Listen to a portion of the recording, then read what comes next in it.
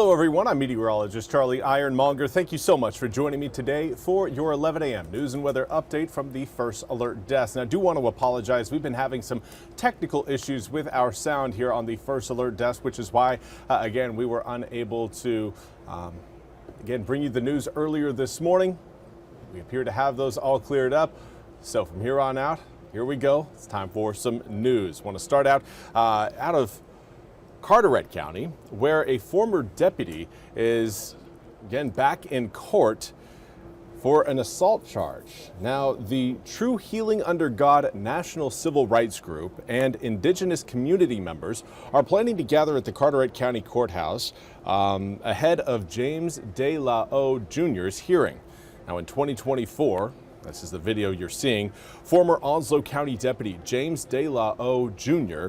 was charged with communicating threats, assaulting a woman, and a false police report during a dispute at the Native American Archaeological Discovery at the Bridgeview neighborhood in Cedar Point in Carteret County. Now, an arrest warrant obtained by WITN at the time revealed that De La O, a resident of Bridgeview, assaulted a woman by body slamming her to the ground and verbally threatening two people after the woman and others were present to pay respect to the archaeological site. There will be a second demonstration, prayer, and press conference that will begin before the victims enter the courtroom. Now, according to civil rights activist John Barnett, the group will be court patrolling outside the courthouse to encourage the courts to punish the accused to the fullest. The victims, family members, and several supporters will be at today's press conference. The case against De La O Jr. was postponed by the judge after a hearing back in March revealed additional evidence in a related case involving a 17-year-old. We also need to highlight a fatal car accident that happened in Ayden. North Carolina State Highway Patrol says that troopers were called to the crash on U.S. Highway 64 near Eastlake at around 9 a.m. yesterday morning. Troopers say that 35-year-old Tiffany Phillips of Lexington, South Carolina, was driving west on U.S. 64 when she merged into the eastbound lane to pass traffic and collided head-on into a Toyota SUV driven by 31-year-old Callie Coltrane Coward of Ayden. Now, troopers say Coward was pronounced dead at the scene of the crash. Phillips was flown to Centera Norfolk General Hospital. Her passenger, 40-year-old Josiah Meyer, had serious but non-life-threatening injuries and was flown to ECU Health Medical Center in Greenville. Now, an 8-month-old girl was in Phillips's car but was not injured. She was taken to Outer Banks Health Hospital, according to troopers. Phillips is charged with misdemeanor, death by vehicle, and reckless driving. And now we want to turn our attention to your weather forecast, where today is, yet again, another hot day here in eastern North Carolina. Our temperature is going to be getting well into the 90s coming up this afternoon. Right now, most of us in the 80s. It's hot and it is sunny, which means that sunshine really isn't going to decrease our air temperatures anytime soon. It's going to be staying hot and humid. Now, we do have a cold front further back towards the west. You can see those clouds stretching from essentially kind of the Toronto area around the Great Lakes down across Ohio, southern Indiana, and you can even track some of those clouds back across southern Missouri, Oklahoma, and even back into northern Texas. That is a front that will be moving through eastern North Carolina by the middle of this week, giving us a little relief from the heat. Certainly not as much as what I'm sure many of you may be hoping for, but of course it will also bring rain showers, and again, cooling our air temperatures down even a little bit is something I think we can all get behind and all get a little bit excited about. Right now we do have some rain showers off the coast. Right now it looks like Cape Lookout is kind of under one of those downpours, but the rest of the action right now is just off the coast by anywhere about 5, maybe 10 miles. In some instances even further than that.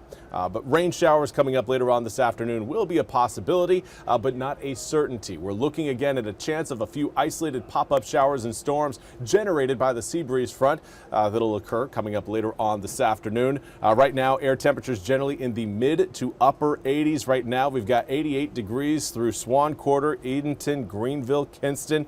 We've got 89 in Rocky Mount, as well as Windsor, New Bern, as well as Washington, Elizabeth City. City and Manio, all coming in at 87 degrees. It is hot and toasty no matter where you go, but it feels even warmer when you factor in the humidity. Do you want to say good morning to Amanda Bloom? Thank you again so much for joining me over on Facebook. I do apologize again about the technical issues we had earlier today. As far as your humidity goes, dew points pretty much right where we left them last week. Still in the 70s. A few areas, again, around the Albemarle Sound, seeing those dew points in the low 80s, indicating, again, a very, very humid environment. Well, let's talk about what we're going to see coming up later on this afternoon. Air temperatures back into the low 90s. 91, 92, 93 degrees is where I anticipate most of our thermometers will be kind of reading coming up over the second half of the day. A southerly wind will only increase that humidity. Do note that winds are going to be picking up speed ahead of the frontal boundary moving across the east coming up later on this week. That again is a sign that, well, humidity is only going to get reinforced ahead of that front, but it also points to that front getting closer to eastern North Carolina, which is a good thing for us. Now, there again is a look at what's to come with that system, gradually working its way closer to eastern North Carolina, expected to move over the east through the day on Wednesday. Now, it will create rain showers throughout eastern North Carolina, but the good news is it should be a fairly slow-moving system. So for right now, does not look like we have a great chance of severe weather. I can't say it's at complete zero. The Storm Prediction Center giving us about a 1 out of 5 chance of thunderstorms possibly turning severe. But again, don't want to count my chickens before they hatch. It does look like today rain showers will be minimal. Not anticipating much. You have a much better chance of not seeing rain today than seeing maybe a few of those isolated drops pop up later on this afternoon. Coming in tomorrow, again, mostly sunny skies to start the day. Winds will be a little bit breezier for your Tuesday. Ahead of that frontal boundary, usually we accelerate our winds as that front gets closer. So more of a 10 to 15 mile per hour sustained wind will be present early on in the morning. And some of those wind speeds, particularly along the coast out of the southwest, could get upwards around maybe 15, 20 miles an hour sustained. Obviously gusts, you can add 10 miles on top of that, anywhere between around 20 to 30 mile an hour gust coming up for tomorrow. Now here's a look again Tuesday evening.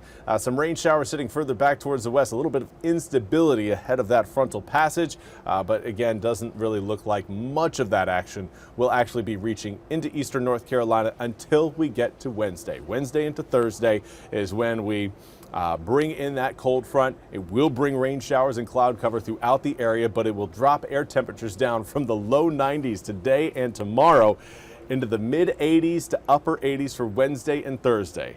That is going to feel nice. Now, of course, it's going to be a very brief stay in the 80s. We'll be back into the low 90s by the 4th of July and extending through the 4th of July weekend. But at least, again, we've got something to look forward to, a little bit of a cool down. Check out those overnight lows dipping down into the low 70s, even the upper 60s. That is, again, another sign that humidity will be coming down a little bit as that front rolls overhead. Well, that's all we have time for today's 11 a.m. news and weather update from the First Alert Desk. I want to thank you all so much for joining me. We'll be back with more news and weather coming up at the top of the hour. Until then, I hope you all have a wonderful Monday.